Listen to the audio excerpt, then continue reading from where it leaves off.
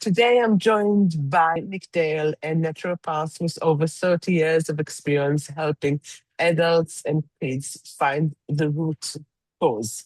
His work focuses on personalized support through nutrition, lifestyle, and natural approaches, especially around gut health, skin issues, and overall well-being.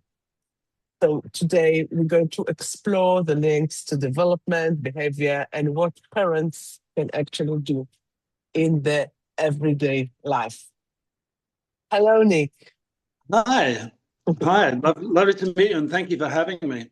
No, it's a pleasure. So my first question is always, what brought you to this field? Well, actually, I came into it fairly late because I had a career in hotel management, which was Oh, wow. was long hours and rather stressful. But I always wanted to be working in this field, and I wasn't particularly wanting to be a doctor.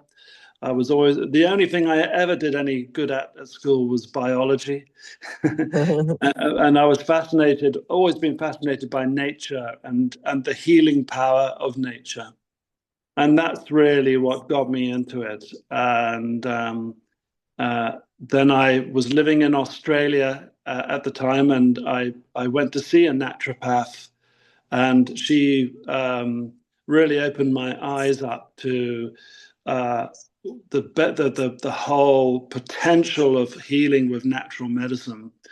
And so I went to college and I studied it, and I did my training in Australia, and practiced in Australia for some 20 years, and then came Wow, came back to England about 10 years ago, and I've been practicing here since. So, mm. that's true. Okay, and for parents hearing about it for the first time, so what is your profession exactly? Okay. So I'm a naturopath, and this is a rather general term. And what naturopathy means is treating disease naturally. That's basically what it means. But it's broken up into different sections. I believe a naturopath is someone who is not just a nutritionist, and a lot of naturopaths practicing in the UK are usually or mostly nutritionists. I'm a nutritionist, which includes vitamin, mineral therapy, friendly bacteria, these sort of things. But I'm also a herbalist and a homeopath. And I Mhm. find all these different things, these all come under the umbrella of naturopathy. Although you get, of course, individual people who specialize in homeopathy or herbal medicine or nutrition. I did a course over in Australia which covered all of them, very in-depth course. And um, these different types of natural medicine have different roles. So what's wonderful, for example, about homeopathy is it's very easy to administer to children, especially a neurodiverse child who might be autistic or something like this, because you can add homeopathics to a glass of water and they don't even know that it's there. Whereas other things like herbs have a taste, and quite often kids who are autistic or have ADHD can be very fussy about the food that they eat. And that goes the same with things like nutritional powders. Although these days there's a lot of things on the market which can be added to food or drinks, and they have flavors in them as well. So anyway, I'm getting a little bit off the point of your question, but naturopathy is about all these different parts of natural medicine. It's basically anything that's natural medicine. Yes. Most of the population we work with is about movement and exercises and primitive reflexes and core and the vestibular system. And how does your field connect to my field? Oh yeah, I know. I'm very aware that things like space, fresh air, um, clean air, going out and experiencing nature, touching things, and this is a very actually uh, fresh air, clean water are very basic principles of natural medicine in a way. Yes. But I know there's I've read a book. I think was it Horse Boy? Have you read the horse? Yeah, yes, I've heard There's about it. this Yes. wonderful story of his the boy whose father took him to Tibet or something like that, and his boy started to see improvement.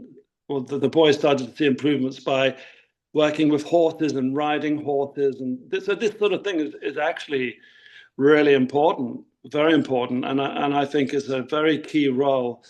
And unfortunately, a lot of children today are put in front of screens and things like this, or autistic kids, and they're Mhm. expected to, I don't know, somehow miraculously get better or something by doing that. But so I think getting outdoors and communicating with your environment is really important. Mm.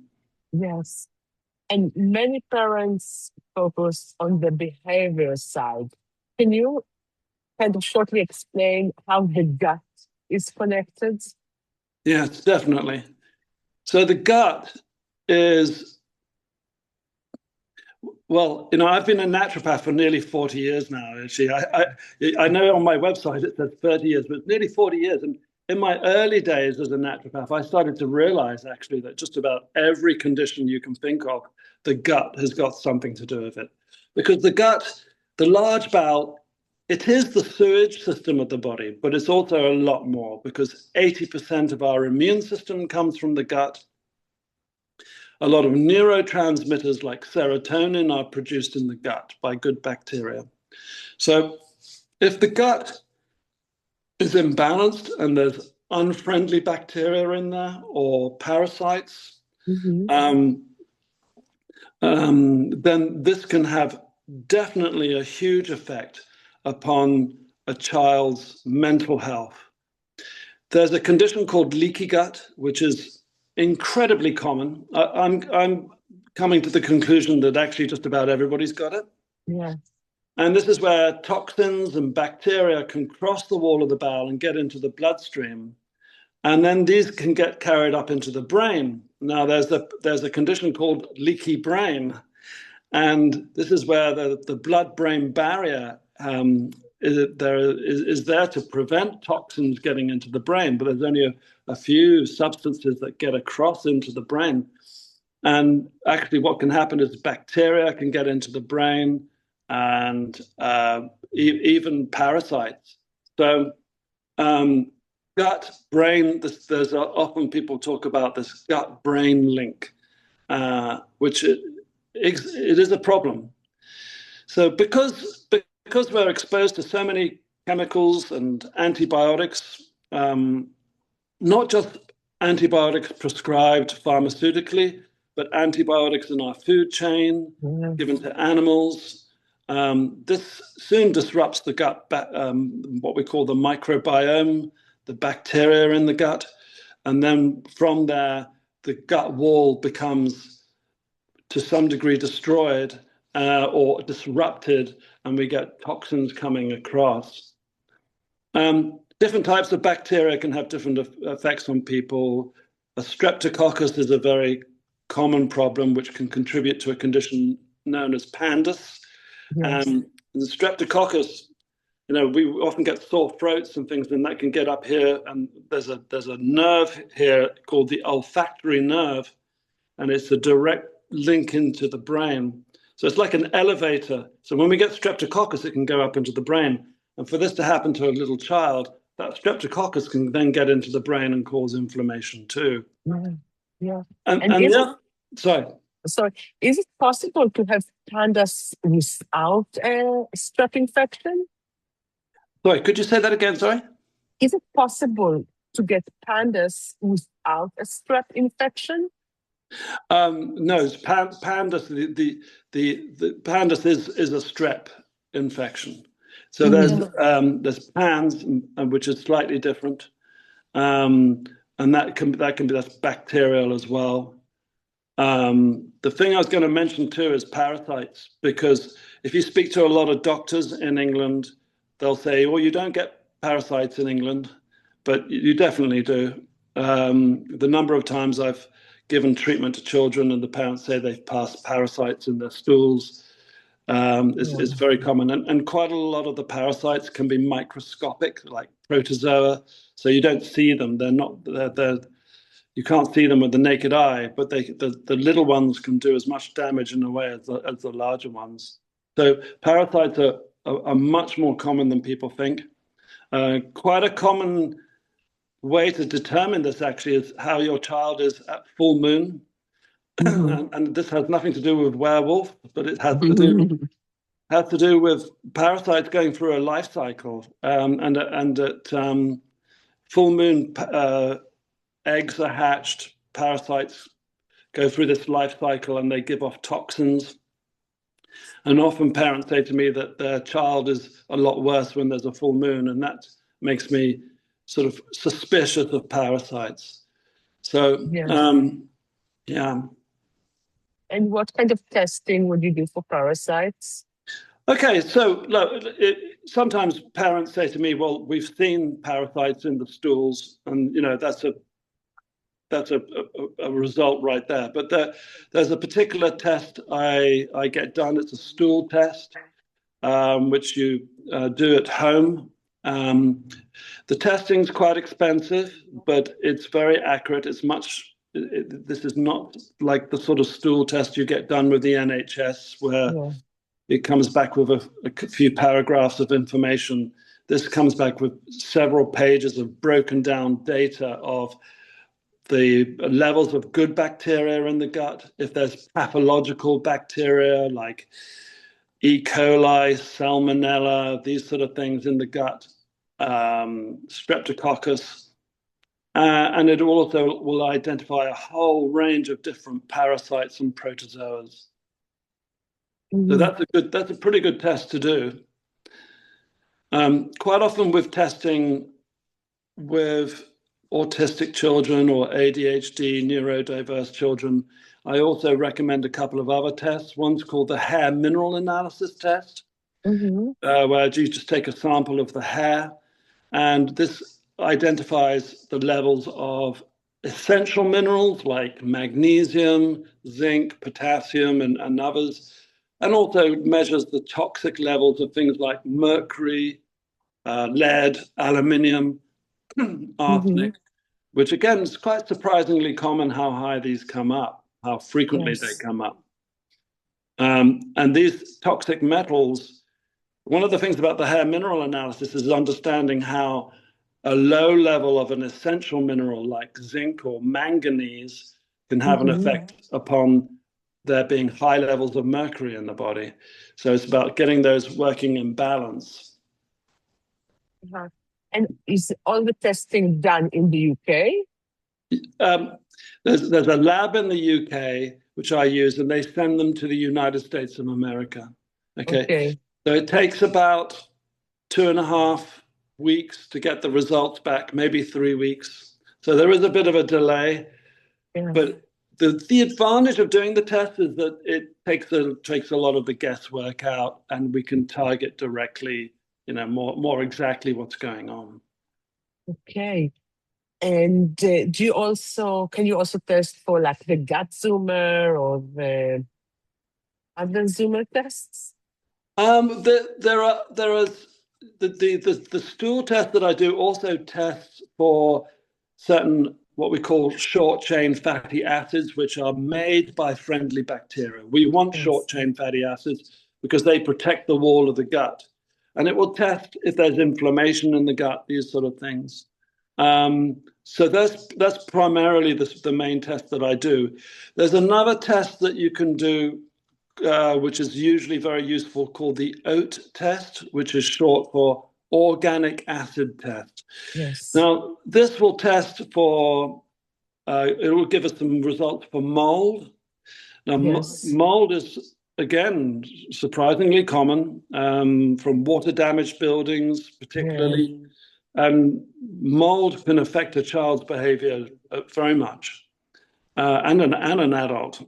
And their health. So it will test for that. It will confirm bacterial overgrowth, like things like Candida.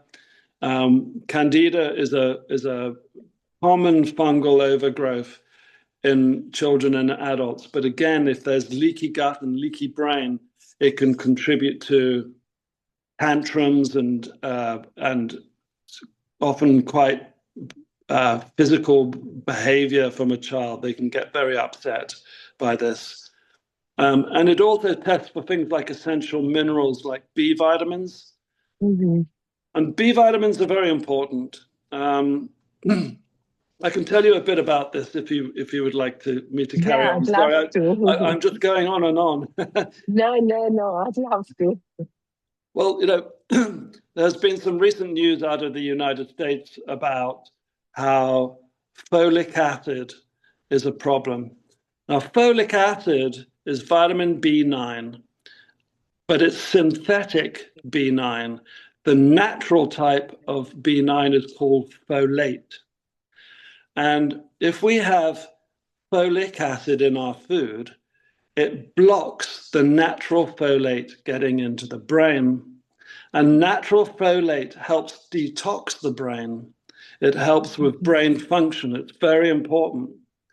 Now, unfortunately, here in the UK, and I believe in the United States, a lot of our food has added folic acid, the synthetic type, in it.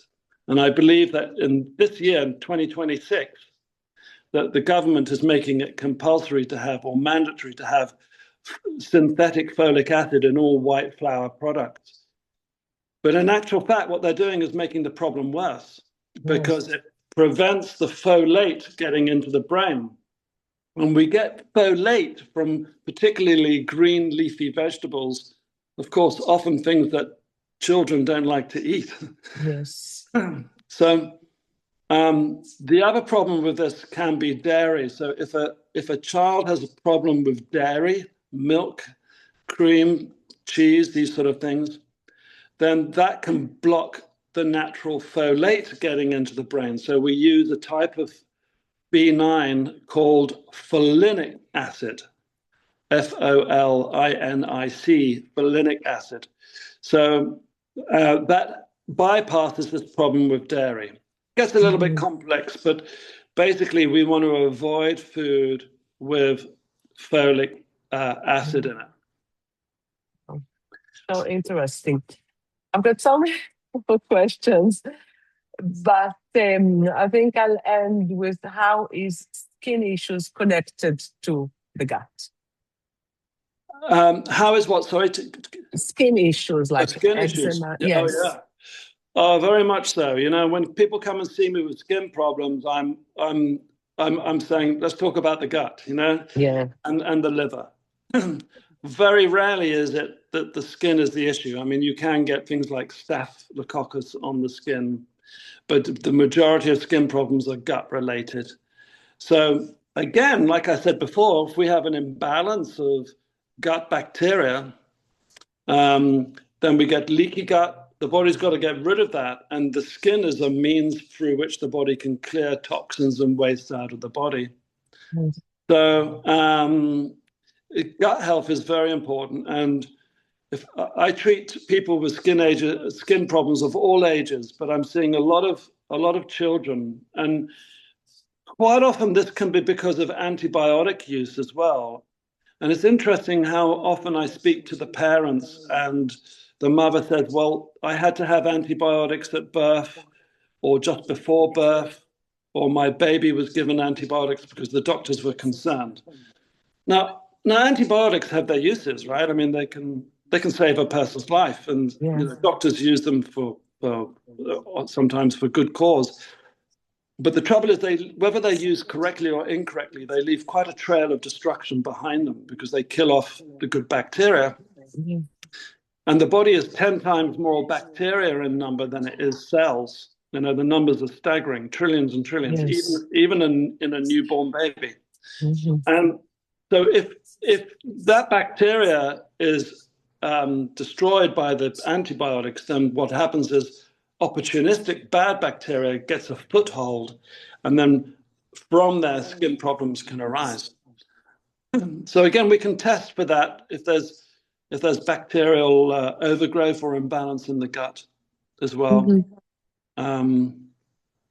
Yeah. And how can people contact you? Well, they can go to my website. If you Google Nick Dale naturopath, I usually Mm-hmm. pop up number one or number two. I operate in London just 1 day a week at the Hale Clinic in Harley Street, and the Mm-hmm. rest of the time I'm in Suffolk. And I can Great. also do Zoom consultations. Do you think that, like the lymphatic system, where, with adults, they've got stagnation and then less of a blood flow, can that be also very common with children on the autistic spectrum? Yeah, actually, it's interesting you mentioned that because I put a lot of emphasis on healthy lymphatic system. The lymphatic system is the drainage system of the body, Yes. and it includes your glands like your tonsils, which Mm-hmm. when we talk about streptococcus and Yes. tonsillitis and things like that, this is very common. I mean, I think we've all had sore throats at one time or another in our life, and it's probably usually streptococcus. And I use a very effective homeopathic medicine to clear this out. Mm-hmm. Um, so the lymphatics need to be flowing, and Yes. they can easily become congested. And when we have congestion, we have a stuck flow, and when we have a stuck flow in the body, we start to see disease develop. So Yes. this is why we need things flowing in the body, and of course blood and but the lymphatics as well, energy as well. We need energy flowing in the body also. Um, Yes. so yeah, Oh, interesting. So I mean, for myself, I kind of did a lot of process connected to the lymphatic system with Mm. a doctor in the States, and I love it. So I like working on my lymphatics daily. Yeah, they're really important. Um, they're very important. Yeah, I'm just trying to think of other things that typically come up with children. I mean, obviously with kids, we look at the diet as well. Yes, Protein is very important. Meat, fish, eggs, these sort of things. yes, And sometimes, parents can be. I'm so impressed by the work parents do often by preparing really good, healthy food at home. But of course, with neurodiverse children, as I mentioned earlier, they can be very stuck in their ways about what yeah, they'll only eat, potato and pasta and things, yeah, and sugar.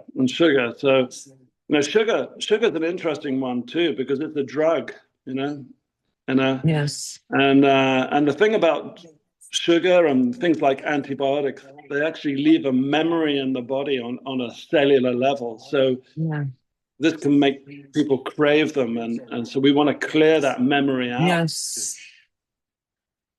exactly. Yeah, So it was extremely interesting, and I hope we'll talk soon again. I hope so too. It's so nice to meet you, Diana. Yeah. Oh no, it's a pleasure. Okay. And Keep on doing what you're doing. It's wonderful the work you're doing too. We need more people like you around. oh. Thank you so much. Okay, thank you. Bye. Bye bye. Bye. Bye.